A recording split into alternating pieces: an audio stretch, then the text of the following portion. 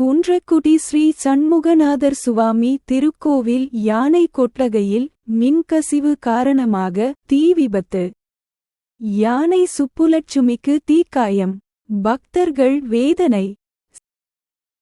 சிவகங்கை மாவட்டம் காரைக்குடி அருகே உள்ள குன்றக்குடி ஸ்ரீ சண்முகநாதனர் திருக்கோவிலில் சுப்புலட்சுமி என்ற யானை வளர்க்கப்பட்டு வருகிறது.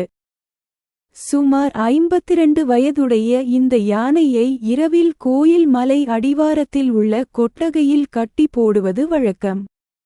நேற்று வழக்கம் போல் இரவு யானை கட்டி போட்டிருந்த நிலையில் யானைக்கு அமைக்கப்பட்டு இருந்த நிழல் குடையில் மின்கசிவு காரணமாக தீ பற்றி யானை சுப்புலட்சுமி தீக்காயம் அடைந்து வலி தாங்க முடியாமல் யானை பிளிறியது. இந்த சத்தம் கேட்ட அப்பகுதி மக்கள் விரைந்து தீயணைப்புத்துறைக்கு தகவல் தெரிவித்து தீயை அணைத்தனர்.